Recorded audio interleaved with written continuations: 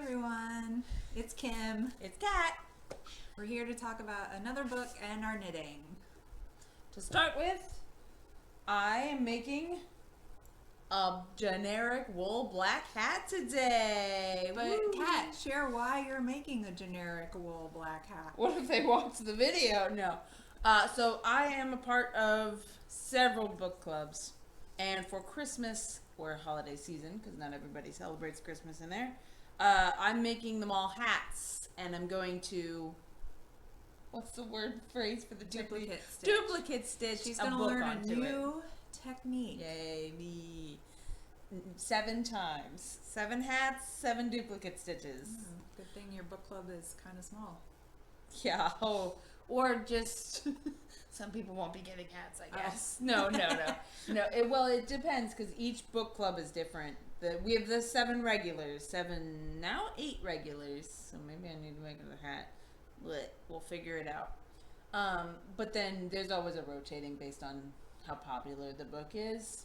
But normally it's just the 7 of us. So there have been book clubs where it was literally just the 7 of us. And it was very funny. Because we were like, is anybody else going to come? And then we were just like, okay, let's talk about it, I guess. But then I'm wearing a hat. What is this? A shirt. A shirt I made about 5 years ago, I think. And I made several of these. I have one in purple, one in red, one in blue. I made a Thanksgiving colored one, so it's like red, orange, yellow, brown. And then I made one for my cousin's 18th birthday that's all in green colors. So I really like this shirt. I just don't remember the name of the pattern, and I got it off of YouTube, so it was free. Well, I'm wearing the Ranunculus sweater. I forget what the name of the designer is, but we'll put it in the comments. For sure. This had its day. It was very popular. And then the yarn I'm using is Moss Fibers, which is a local hand dye in Georgia. And this is the Frayed Knot 10-year anniversary color, special pink. It's really pretty color. There was an anniversary color? Yeah. All right. We missed it. Are we at 20 years already? No, we just hit 10 like a year or two last ago. year. Yeah. Oh yeah, 2 years ago maybe. Wasn't it established 2012? I don't know. The shirt says 2012. Maybe it's 3 years ago. Honestly, time You've lost flies. time. You've lost time. I must be having fun, even though it doesn't feel like it.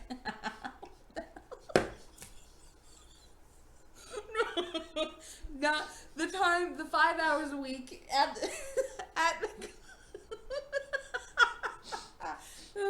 5 hours a week goes by super quick, but then the other, however. Yeah, I'm talking about work. That's pretty good. Sorry, guys. I'm talking about work. That was pretty good. It's a little dark. I have a little bit of a dark sense of humor. Oh, that was funny. Anyway, what am I working on, you ask? Yes, there we go. That's what they were asking. Yeah. Well, today I'm going to be knitting a blanket. This is a finished one. Crochet. Sorry, I call everything knitting. Everything is knitting. I'm crocheting, and Kat helps me with this. I did the foundation row. Yeah, and then she always has to remind me How what to do I'm the doing. How to do Yeah, the that's border. fair. But somebody gifted me this yarn, and I knew I wasn't gonna like use it for a garment or anything, and so I thought it was great I have a little one. I thought it was a pretty good project, but I have 2 knitting projects currently, not including my pink sweater that's in the naughty bin right now. The famous. But exciting news on this. So many. Ignore all the strings. Crop top. Yeah, my little ripple crop top in the moss fibers. You can tell I love moss. It's one of my favorites. It's local and it's got a great speckle. Yeah, and it's just so soft. I don't know. It's such a dream to knit with. But yeah, anyway, so I finished. I just got to put the little cap sleeves on it. So that was exciting. That was on Friday. I finished that.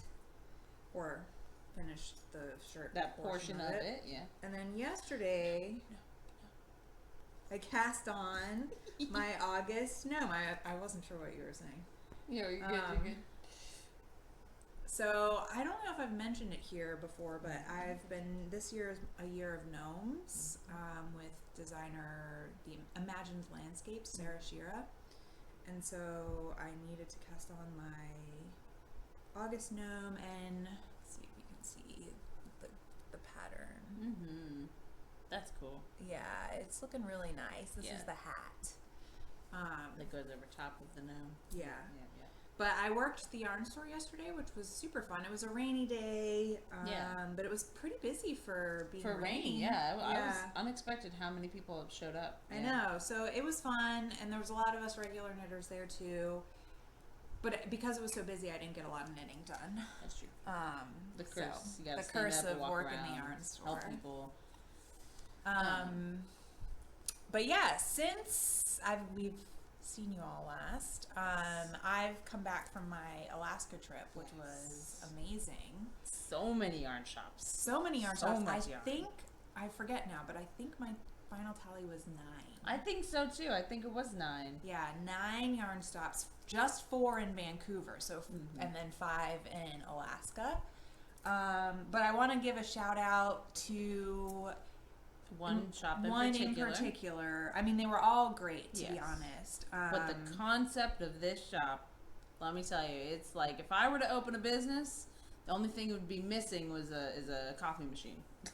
Yeah. So it's called Dreamland Books and Yarn, and it was a bookstore and a yarn shop all in one, and it was so cute.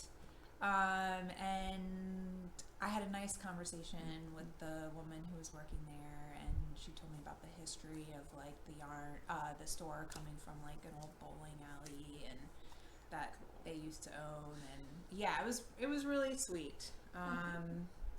So that was the highlight, I think, although pretty much every store that I visited, it was really fun. Yeah, each one was its own, like, there was nothing that was like, oh, boring, boring. Oh, it's just another generic yarn shop. It's everything had its own, like, spin, or, not spin, I guess, but its own character. Its own character. Yeah. I know. I have been in one yarn store when I was traveling, and it was like mostly a quilting store. Yes. And I walked in, and I had just a very oh, this is not where I should be. I was expecting yarn. But mostly I enter yarn stores, and I'm like, this what is where it's at. What do I need? How much money can I spend in this shop? How many other shops am I going to go to? Exactly. Drop a couple bills in each shop. I know. So I try and pick up something local that I can't get elsewhere. So just to highlight a few of the cute things, this is from a store in Ketchikan, Alaska. Let's see. Yeah, I don't know why it's not picking it up. But anyway, it's called Fisher Girl Yarns in Ketchikan. And they're just like really pretty colors, and it's 100% wool. And I'm excited. I think I'm going to make a little cowl with that. Let's see. What else do we got in here? Ooh, this one's coming apart. But this is Puzzle Tree Yarns. And I pick up a lot, when I don't know what to get, I pick up a lot of sock yarn, because I figure you can always make socks, although this was supposed to be my year of socks, and it turned into my year of gnomes. But 2026. Yeah, it's because I also said that it was going to be my year of socks, and I haven't made a single sock. I didn't even try. Yeah. I think I made a sock in December, and I was like, cool, I'm on the sock game now. I'm going to make socks all the time. And now, I finished that sock, and I was like, I'm done. Never picking up a sock again. I'm excited to try and make some shorty socks. I wear those more often, especially I don't know if I would wear socks I've hand knit to the gym. Yeah, right? Because it seems like, I don't know, I wouldn't want to sweaty them up, and then you'd have to... Yeah. Anyway, that's a terrible idea. Strike that. But anyway, this is Puzzle Tree Yarns. It's a superwash merino with nylon, and it's just got some really pretty speckles to it. Yeah, and it's got this light blue with some gray. I thought that could be really pretty. Let's one last one. This is, and that Puzzle Tree yarn I think was from a shop in Vancouver. This is white raven yarn, hand dyed in Sitka, Alaska.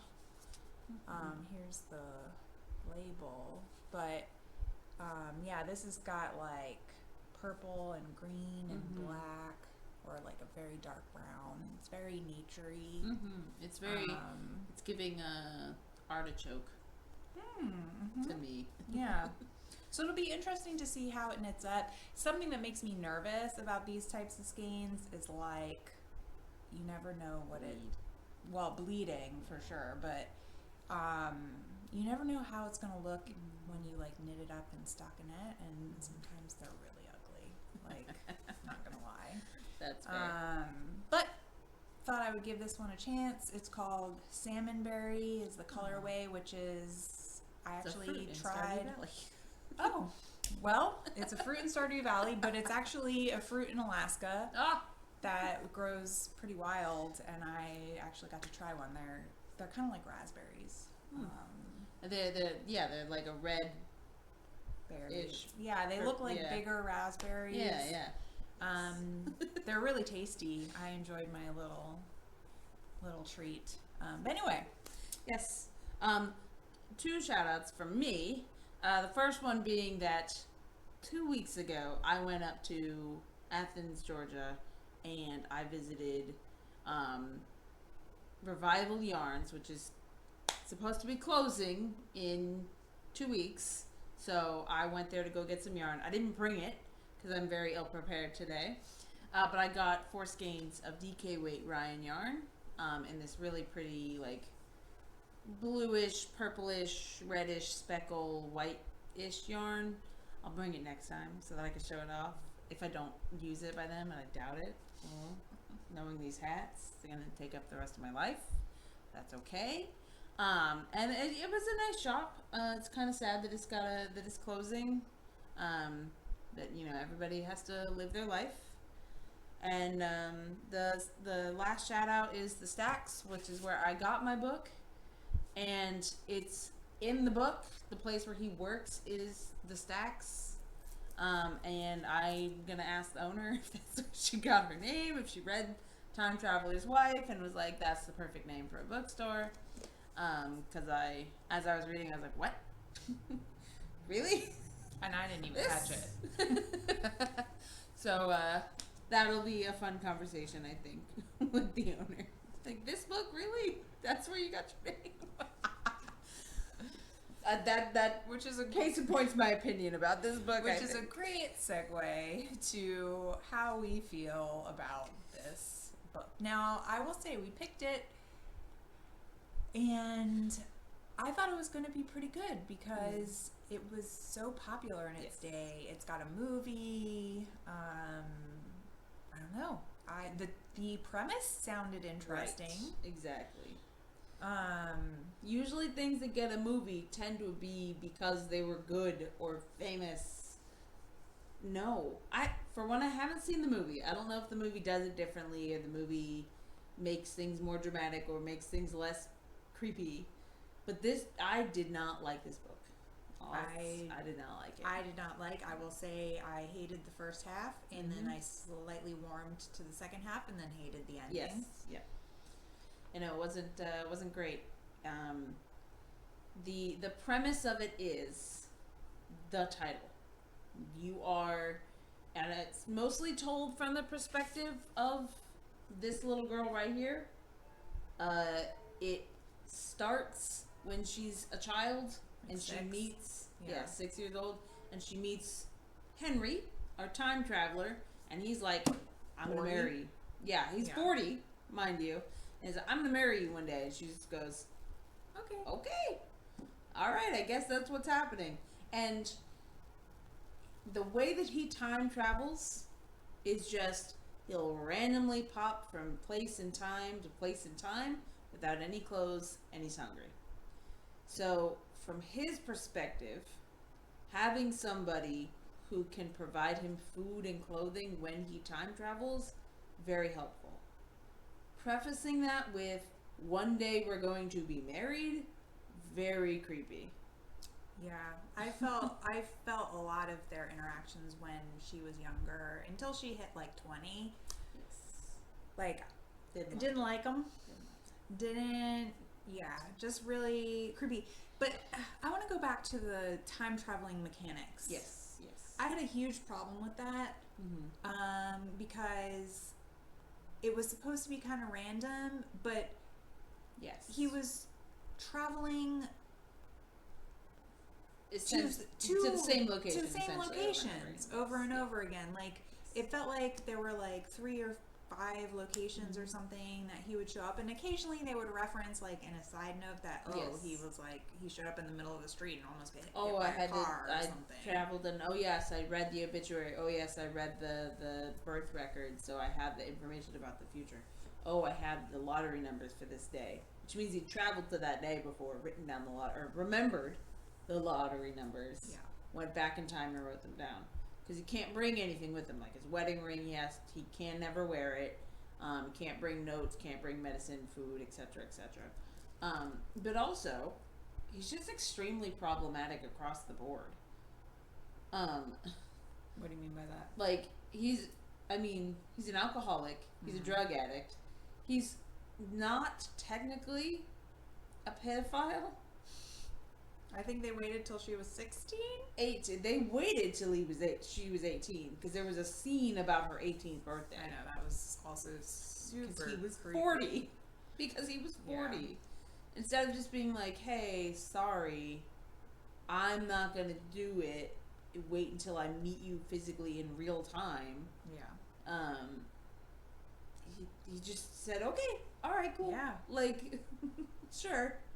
And then describe it in graphic detail. And I was just like, I didn't need this. And also, it's weird. Like, the reason we did this book is because someone in the group said, I want a woman author. And I imagined that meant that the romance would be good. No. I was just straight up wrong. I kind of derailed us from talking about the time travel, in that you're right, that he just goes to the same points over and over again. And they do make a point to say traumatic event, the traumatic event in the story. You know what? Spoiler. We're talking about spoilers now. If you don't want spoilers, come back 30 minutes from now or whatever, when I'm done hating on this book. His mother dies horrifically in a car accident, and he's sitting in the passenger seat, so he sees it, sort of, and like, it's a memory that he has, and he travels back to it several times. They don't physically, or they don't describe that, and I think the reason they don't is because it is supposed to be from the perspective of Claire, and she did not see it. The only information she has about it is the one time on Christmas he told her about it. But he tells her, I keep revisiting it. She's like, oh, how do you know if you teleported away, essentially? And he's like, well, because I keep coming back.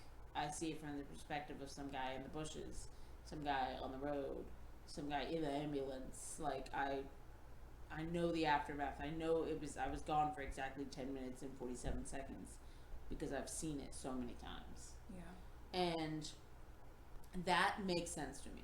The ability, like, the time travel is based on his emotions and his attachment to certain things. Because there are times in the book where he's starting to have, like, a panic attack. He goes outside to take a breath, and he's like, okay, as soon as I know that I'm not going to go anywhere, I go back inside and do blah, blah, blah, blah, blah. And so, like, it's kind of tied to his emotions. It's kind of tied to the things he's connected to. And then sometimes it's just not. Where he'll just teleport to an empty parking garage when it's negative 15 degrees below zero. Like, there's no reason you should be connected to that parking garage on that day at that time. Like, whatever. But then also, the deterministic feeling about the entire book, which is super weird to me. It was like, well, yeah, it's going to happen because you've said it's going to happen. If you weren't so connected to the fact that you're going to be marrying Claire, would you show up to her house 1,500 times when she's 10 years old, 11 years old, 12 years old? It was super weird. Yeah, Didn't super like it. weird. I didn't buy them. I mean, some of the mechanics like you were talking about, I bought. Like I liked the idea that stress triggered him time traveling and stuff, but I thought it was kind of sloppy. Yeah. In the way it was done.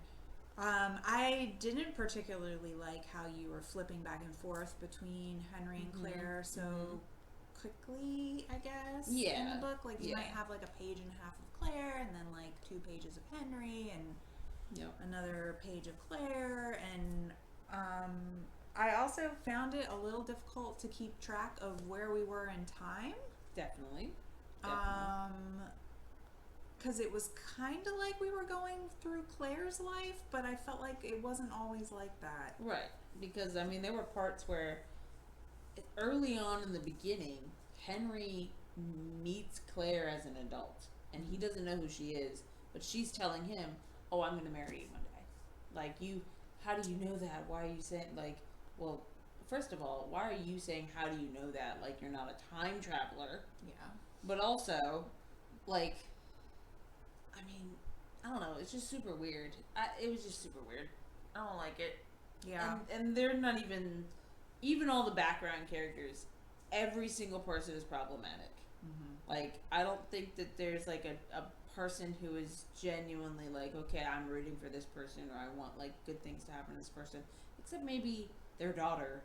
Yeah. I would say nothing's wrong with her. She's fine. she's fine. I mean, I would say that I liked Claire well enough. Like, Yeah, I guess that's fair. I felt bad for her, though. Yeah. Like, and from her perspective, she was groomed. True. She was groomed to marry this guy. Yeah. I mean, she was just convinced that, like, she has to be pure for him. She has to, like, not date anybody else. And, like, when it's revealed that he dated other people, she was just like, oh yeah, that's fine, but I could never do that. I am a horrible person for sleeping with someone, even though I knew I was going to get married to Henry. And it's like, but you hadn't met him yet. Yeah. Not really. Like, You've met not in future the version of current him. Right. time. Yeah. Right. Yeah. The other thing that I felt like why I thought of particularly the first half of the book was so bad was there was no plot. So true. Like, it was so boring. Yes. So boring. I just felt like, where are we going? Why do I care? Yes. Things, after they got married, there were like a little bit of a plot to push things along. Yes. Like them trying to get pregnant, and then the daughter, and knowing that Henry's gonna die, and all this kind of stuff. But so I again, like, warmed a little to the book and was like, okay, I can finish this. Yeah. No, for real. You're so right. The first half of the book, I think almost literally the first half of the book was just like, when are they going to get married? They're going to get married. We know it's going to happen. When is it going to happen? And that was super boring. And then the second half of the book is kind of like, okay, well, now we can start to solve some of the problems that he has. Yeah. And then they just kind of didn't. Yeah. They were just like, how will we solve this time travel problem? He meets a doctor who helps him, I guess. He goes to this doctor who in the future knows him because he went to him now. And he's like, yeah, you helped me in the future. But he doesn't actually help him with anything. His problem is never solved. He dies. Actually, we don't even know why he dies. Oh, I think I know. Oh, okay. How? It wasn't super clear, but they kept referencing this time in that meadow where he would always meet Claire when she was little. Yes. That her dad and her brother were out hunting. Okay, that's fair. And that's fair. They reference a few times, like, yes, he sees it from, like, different perspectives, and then he sees, like, a blood on the ground. I think they accidentally shot him and thought he was a deer. Yes. Okay, you know what? That does make sense. And he was also there when they found him. Yeah. Because Claire woke up in the middle of the night, went outside, and he was just like, go back to your room. you don't want to be here. And she Yeah. did.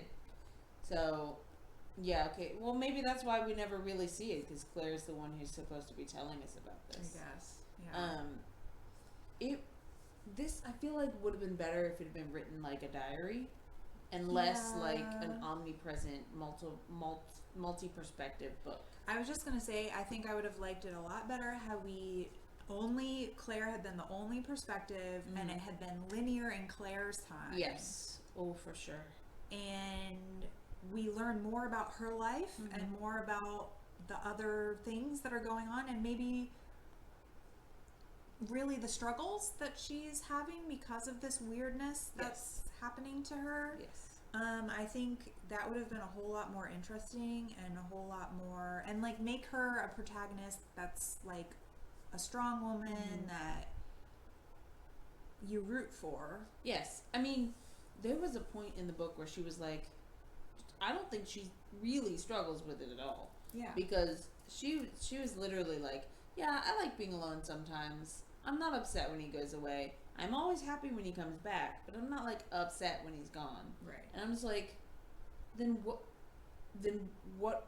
It doesn't matter. Then it doesn't matter at all that he goes away. This whole book is useless.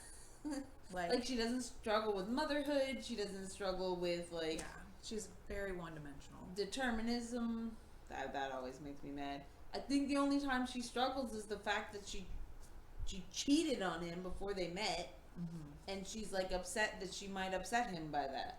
And then when he dies, that guy she cheated with, who's been pining after her this whole time, despite having a wife and like children, 5 children, multiple children, is like, yeah, okay, he's gone, right?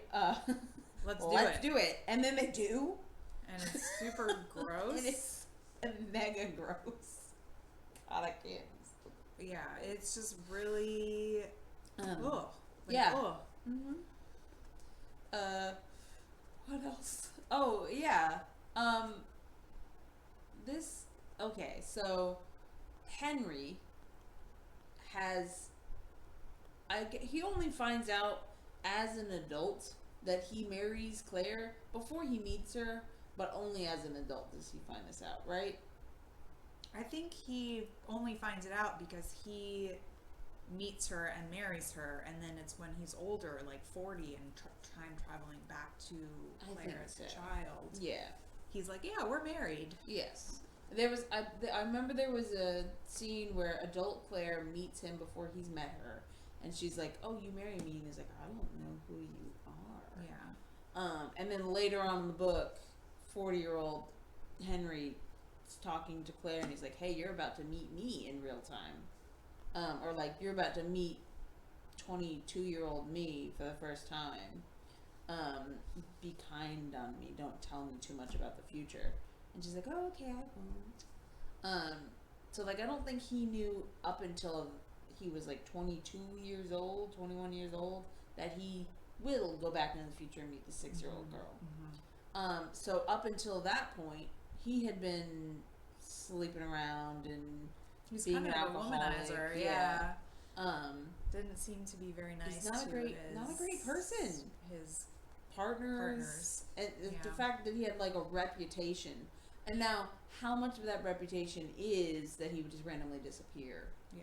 And like be beat up or like be upset or angry, and then he's an alcoholic.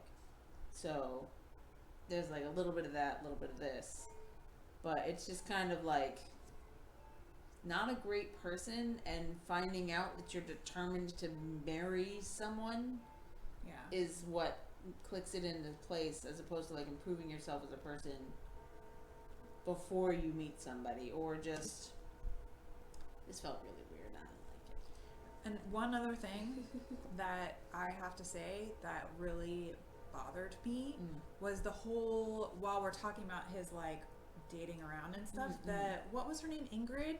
Yeah. Yes. His like prior Ingrid girlfriend was the ex. Celia liked Ingrid and then married Gomez. No, Charisse married Gomez. Charisse, there was a C name. Yeah. C names, yes, I apologize. But Celia ended up being good friends with Claire. Yes. But anyway, the whole story with Ingrid, you don't really know what happens with them other than he references her a lot and like, oh, I broke her heart, oh, I was really crappy to her, whatever. And then they meet like randomly when she's older. Yeah. And she like kills herself in his presence. Yes. And I was just like, I mean, whatever their relationship was traumatic as hell. And Celia, wait, no. What? Who are you referring to? The friend. Celia, yes. Celia, when she met Claire, these are all C names, it's very confusing for me. When Celia met Claire, she was like, hey, that guy's bad news, by the way. He was engaged to my best friend, and then he broke it off with her. And, like, she's traumatized. Yeah. And then Claire was just like, oh, okay, sure, blah. And then Henry was like, oh, yeah, she's lying. I was never engaged to her. Mm. She's just saying that because she hates me, because she's trying to sleep with her. And I'm like, you sound like a horrible person. Like, you sound like, I would be thinking twice if somebody, even if I knew that they hated you, talked about you like that. Because, like, if it's so easily disprovable, then there's no reason to lie like that. And if it's not disprovable, then that means that there's some truth in it and it happened. Or something similar happened. Yeah. Like, I just hated that whole subplot line because it wasn't really there. And then to, like, culminate in suicide. Yes. When you're and like... Not just, like, a suicide because she was depressed or because she had, like, mental health problems. Suicide out of spite in front of him. Yeah, which, honestly, is just a real... So my job, like, I'm trained in public mental health. I do that for my job.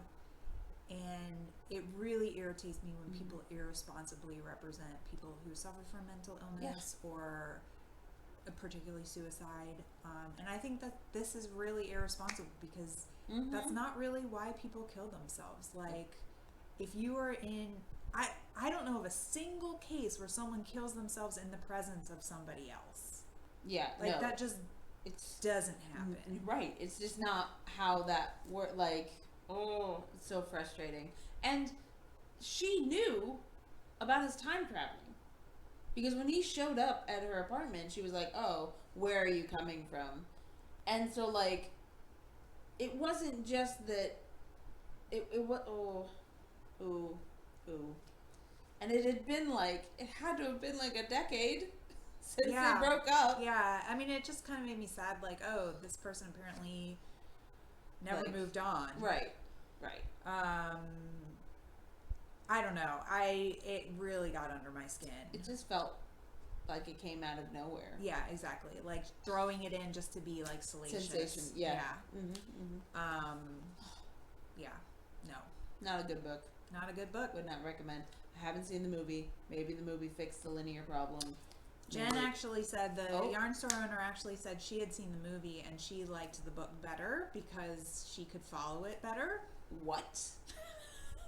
So don't watch the movie either. Oh, God. Well, how do you follow it better? Interesting. Yeah. Anyway. Interesting. Well, I'm glad I didn't make an effort to watch the movie then. Yeah. Not great. I wonder if she's written anything else. I don't even want to. That's fair. I would never read anything by her ever again. But I... Exceedingly literate. Who lied about this? I mean, I was looking at the back here. Oh. One of people's top 10 books of the year. Who are these people? A time travel love story par excellence. It will be... Oh, this is us. They're talking about us. It will be a hard-hearted reader who is not moved to tears by the dangers Henry and Claire ultimately face. Dangers? What dangers? Everybody dies.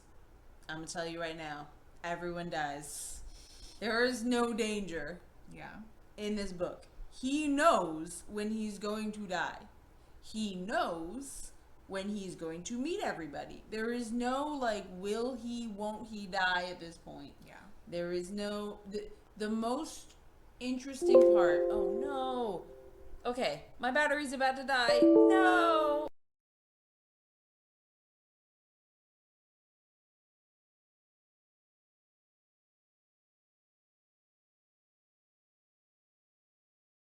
All right, we're back. We're back. Technical difficulties. My laptop has horrible charge and does not notify you when it's about to end.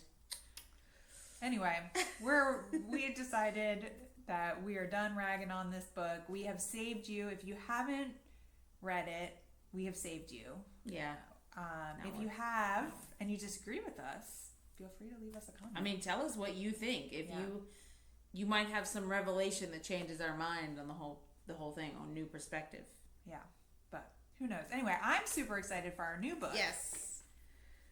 3 Bags Full by Leonie Swann. Excited. I picked this up in on my travels, actually, in a bookstore in Vancouver. Mm-hmm. Not a book yarn store. Just a bookstore. But it was next to a yarn store, which was also wonderful. Yes. I went to the yarn store and then saw the bookstore next door and was like, well, I have to go there too. And I picked it up because I liked the cover and I liked the premise, which is like a sheep detective story, basically. And then the person who was checking me out, who was working at the bookstore, was like super excited that I had chosen this book and was like, you must come back and tell us how you liked it. And I was like, well, I'll email the shop. Yeah. I'll leave you a little Instagram shout out or something. There we go. Anyway, video. Yeah. So hopefully this will be our next book. I think that Executive Decision is our next book because it's yarn related. Exactly. It's thematic, just like wool was. Just Name like only. wool. Yeah. So we'll see how that goes. In between now and then, happy knitting, happy crocheting, happy reading. Thanks for watching. Sorry the video got changed. I don't know. Bye-bye. Bye.